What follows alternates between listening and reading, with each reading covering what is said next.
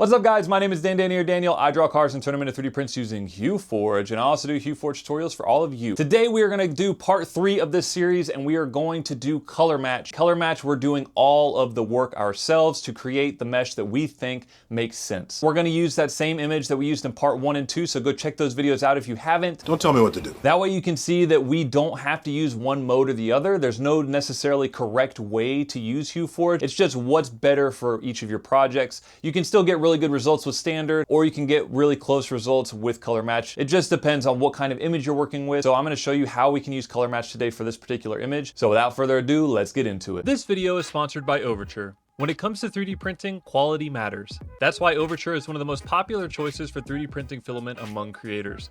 Engineered for consistency and precision, Overture filament delivers flawless prints every time. Whether you're printing HueForges, functional prints, or detailed design, Overture's wide range of materials ensure smooth printing and reliable results. They offer everything from PLA to polycarbonate and everything in between.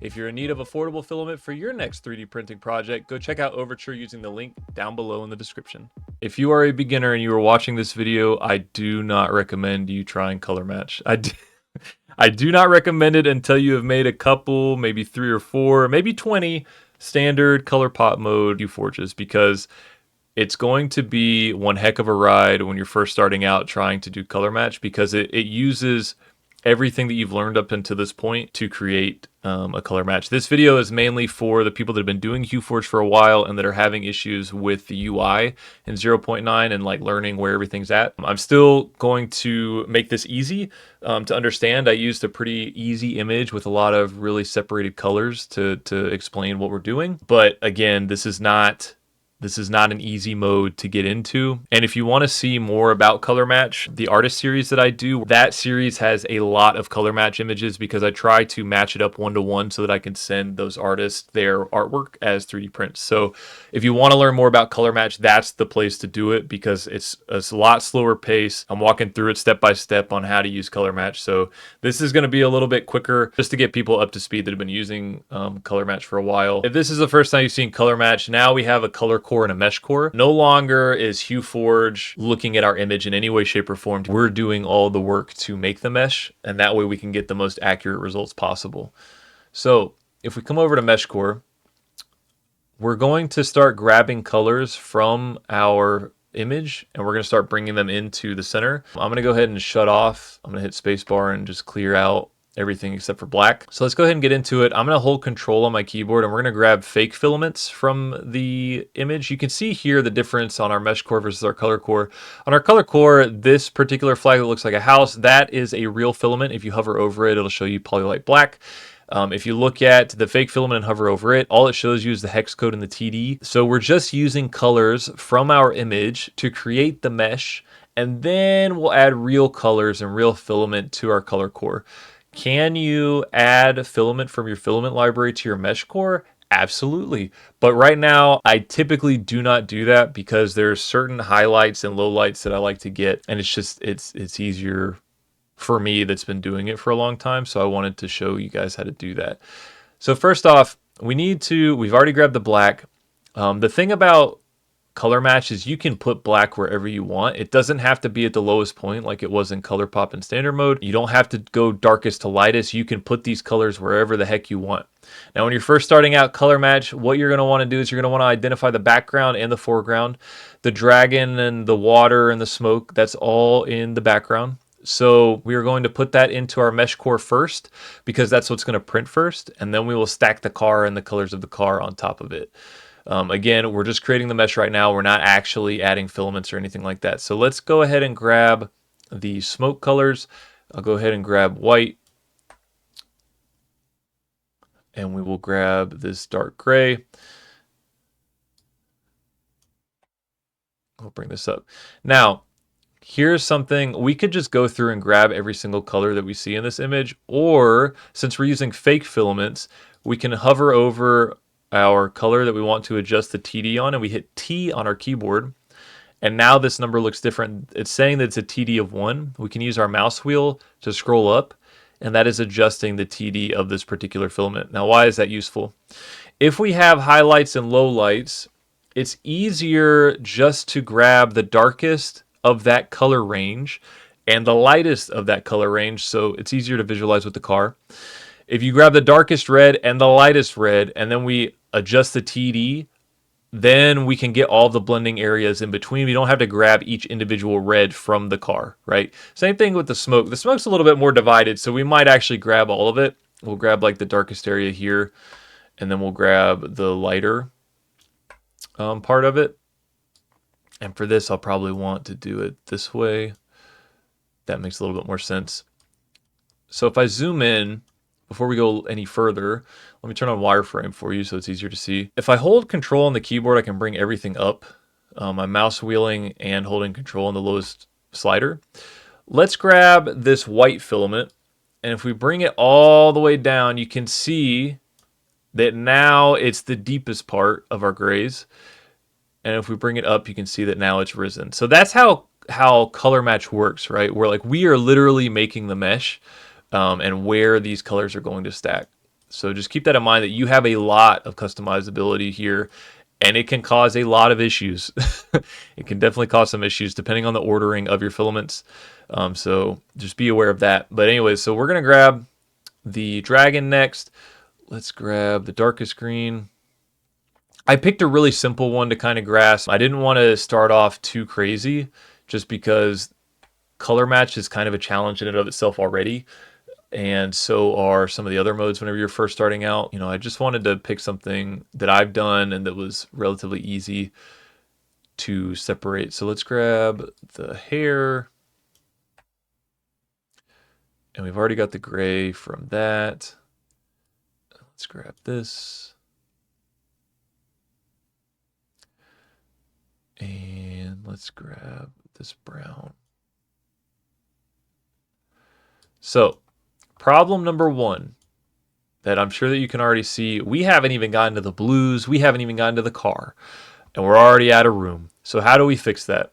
If we come down here, previously in 0.8, you had to increase your min depth and max depth, if I'm not mistaken. Now, all you have to do, if you want more space, is to increase your blend depth. That's only going to affect this blending area where you're blending filaments.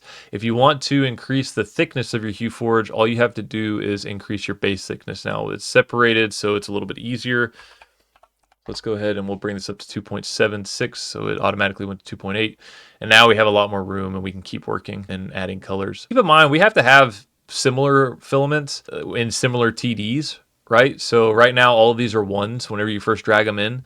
So they're very opaque. And I happen to have a lot of opaque filaments, but just keep that in mind. Like you are going to have, you know, similar looking colors or similar TDs to our mesh core, but we can adjust that on the fly while we're adding filaments to the color core, and we'll get there. But right now I'm just kind of setting it up to where it kind of looks the way it needs to. So let's grab this lighter blue. Let's grab this lighter blue. We'll bring this in right here. Our water's taken care of. Our dragon's taken care of. So let's grab, I'm going to go ahead and grab white from down low to show you this. So we're going to use white. Now, color match matches the color that is the lowest point. So right now, this white is not being matched. It's matching to this white. So what we need to do is, let me adjust the TDs of this first. We're going to bring this up so that we don't have true white anymore. And you can see that it actually is adjusting the TD of this filament as well, because these are both the same fake filaments. Let me grab this. We're going to bring this back down to 1. So we're going to leave it at 1. So how do we get around this? Let's go ahead and we're going to grab the lightest pink that we can, and we're going to adjust the TD of it so that we get all the blending area in between. And that should give us a smoother blend between the two. So it's a 4. We'll bring up this red just a little bit, and then I think that we could even bring in this darker red here. Yeah, that looks good. We'll bring it up just 1.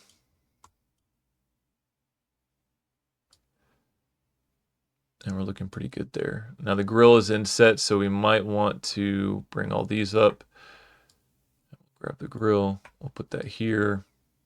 If we zoom in to the dragon, you can see like this thing is looking crazy right now. And you're probably wondering, why the heck is it looking like this? Within color match, it is directly matching up pixel for pixel what's going on. So if we zoom in super close to this image, you can see that there were a few defects, and then we have pixels. So like this is like not exactly this green, right? Like going from the black to the green, we've got some blending where it's like a darker green and etc. So we need to use spike removal. If we come over to my model geometry, almost every HueForge that is in Color Match, you're going to want to use some form of spike removal because just having those pixels kind of makes it a pain in the butt. So just keep that in mind while we're doing this. And then you can see that these particular areas are matching up 1-to-1 because we don't have this darker color of red. So I can just grab this from the image as well. It's not ideal, but it can work that way. Let's bring this down. Let's bring this. There we go. So now we need to grab the colors from the window. We've got these smooth gradients. And you can see why standard and color pop are a lot easier for these kinds of images. We're trying to get 1-to-1 results, so we have to stack a lot of different colors and a lot of different blends. Whereas like in standard mode, it kind of does all the work for you, and we're only using 4 colors. But right now we're just creating the mesh. Once we get into color core, we can really go crazy with creativity. And with the new update in HueForge, now you can select, you have to click within the blue box for your mesh core. You can select certain areas, like if I want to move the wheels down. So now I can right click and I can copy selection. You can see copy, cut. So let's go ahead and we will copy. And then if we come down here, we can paste that selection, or we can paste and replace. So right now I'm just gonna paste it. And then we should be able to bring this down. We can bring everything up. And I can turn these off. I'm rearranging the mesh so that it looks a little bit more normal as it can be with as many shared colors as there are in this image. But if you look to the side, it actually renders what the swaps are going to look like on the edges. And you'll see that like in between here, there might be some areas where it looks like really colorful, but it's really just showing you a more pronounced preview of what that's going to look like. It's not necessarily going to look that crazy. You will definitely see the layer swaps, but it's not going to be as bright as what we're seeing here. So just keep that in mind. I really don't like that the black for the scales and everything is not coming through. So we can bring the black up more to make that more pronounced. I'm not sure where I want it in the mesh necessarily yet, but I definitely don't want it at the base because I do want these scales to be a little bit more pronounced. I think that looks good. Let's grab this. We'll bring all of this down. So now that we've rearranged it a little bit, let's grab this black. We'll bring it down just a hair. Whenever you have equal signs, that's representing saturation. So it's saying that the color is fully saturated. If you want to make a thicker HueForge, you can add layers to it once it's saturated. I have a whole video on how to make thicker HueForges, so go check that out. But for now, we're going to want to make this as skinny as possible while we're working through it. And right now we're looking pretty good. There are some sacrifices that you should make whenever you're doing color match. Again, nobody's going to see your base image, so just keep that in mind. But now that we've created a mesh that looks pretty coherent, we've got the wheels sunken into the wheel wells, we've got the dragon in the background, we've got the smoke in the background. The windshield is a little bit to be desired. I think that I could grab a few more colors from here. I could have also done it differently, where instead of having all these colors like we talked about earlier, if I turn this off, I turn this off, and we hit T, and then we just bring up the TD of our lighter color gray. Now we get all the blending areas in between. So just keep that in mind. I just wanted to show you what the best way versus like the janky way is. You can see that we're kind of having issues with gray matching up here, which it shouldn't be. So if we click on a particular area and we do not want color match to match this, we can hit D, and that will disable that particular color. And then it's represented by this X. So let's say that we had, like, if we were using a white to give us highlights and we didn't want true white, we can turn off the true white so that it's only matching the bottommost and it's not trying to match. Like if we're just trying to use the white as a highlight to get all the blending area in between two colors, that's where you'll want to disable the true color in your mesh core. We don't have this disabled. The hair is really popping out. So if you hover over, you can see which layer is matching. And so we can just click on that layer, hit disable, and we're good to go. Now, obviously in the mesh, there was this little bit and this little bit that's not matching up, but it's okay. That's like a compromise. Like I would rather I'd rather that be a little bit funky than this be really funky, you know what I mean? So now if we take a look back, I'm going to hit R to reset the view. This looks pretty good. You can see that the headlight's really sunken in. We could totally change that if we wanted to. But yeah, overall, I think that this looks pretty good and coherent. So let's go over to our filament library. The best place that I like to start, if you did use real filaments, like if you had an easier image that didn't have much blending, you can easily now, here in the center, we can bring over all of our colors to the left-hand side. But since for this I used all fake filaments, none of these are real filaments, so like it's not gonna, like they just don't exist. So we can't necessarily use that. So we have to go through and we're gonna right click on all the colors that we see here, and I'm gonna find closest filaments within the library that I have. I have a lot of filament and a lot of different colors and a lot of different TDs, so it should be relatively easy to find certain things. I'm sure I'm gonna have to make some compromises, but if you're at home, Color Match is one of the most color heavy parts of HueForge. So just be aware, like you need like a lot of colors if you're gonna be doing Color Match, or at least Color Match with a lot of different colors within your images. So don't get discouraged. Just it's a part of it. You don't need a lot of filament for HueForges, but you do need a lot of colors for HueForges. So I'm just going through and I'm adding in the colors that we had, and then once we add the colors, we can adjust. I'm just saying that like we want to get most of the colors figured out beforehand, and then if something looks too funky, then we'll change it. So I'm gonna time lapse the rest of it, and then we'll come back and talk if there are any compromises.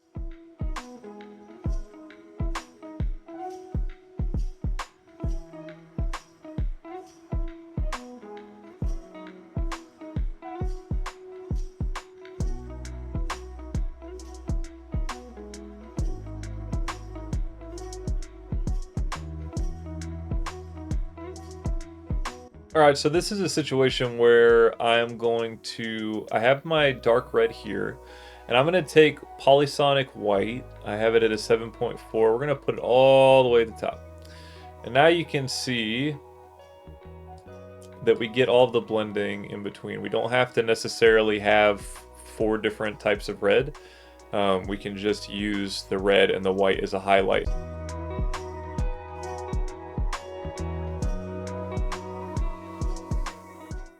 All right, I think that this looks really good.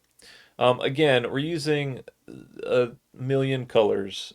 We probably could reorder a couple things, like right here, this yellow. We could probably reorder this to down below this black to cut down on some colors used. You don't necessarily have to use all these colors. So if we look at our describe text, we are currently using 19 unique filaments. You don't need to use 19 unique filaments. We can actually just copy some grays, so we can loosen up there. We can use this white again down here to give us that blending effect. So you can use colors multiple times. Like for this brown, we could bring this brown up to here. It's a matter of compromises and figuring out what you want to use for your projects. We could honestly probably get rid of this, and we could probably bring a gray up here that we've already used. We should probably, if we're going to do that, we'll bring everything up like this to make sure the orange is really saturated.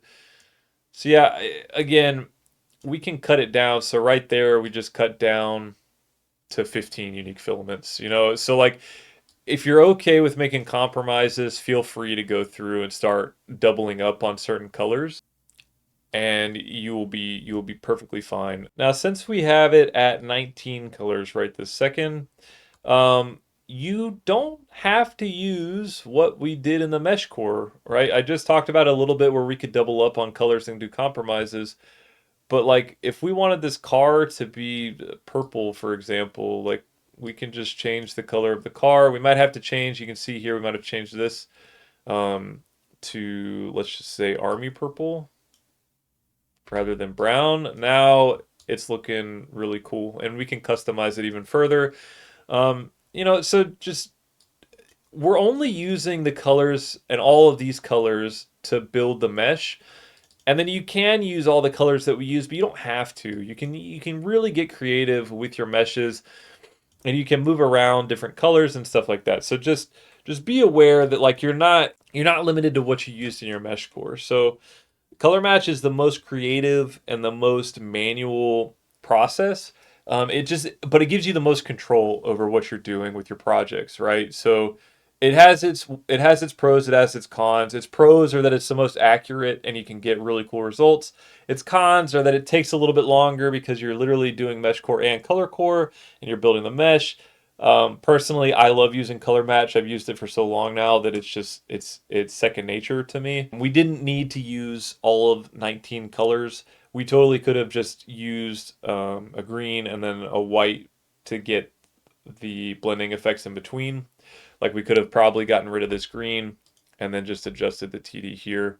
It's a much more powerful mode within HueForge that will give you closer to one-to-one result, but it definitely seems to give people the most issues. So yeah, so I think that is all that I need to show you as far as color match is concerned. And if there's a few things that you take away from this, spike removal is almost always going to be needed for color match, and don't be afraid to get creative with it. I mean, honestly, this is such an artist tool. It's not, yes, we can get one-to-one, but like to get one-to-one results, you see here that we have 19 colors, and it's not even like necessarily one-to-one. It's like very, very close. I'd say 95% of the way there, but that's just because of a limitation of how many filaments I own. So don't be afraid to just play around with different filaments within the filament library as well before you start going out and purchasing every color in the rainbow. If you are going to buy any filament that you find in the library, be sure to use the little link here. This is the affiliate link that Steve has.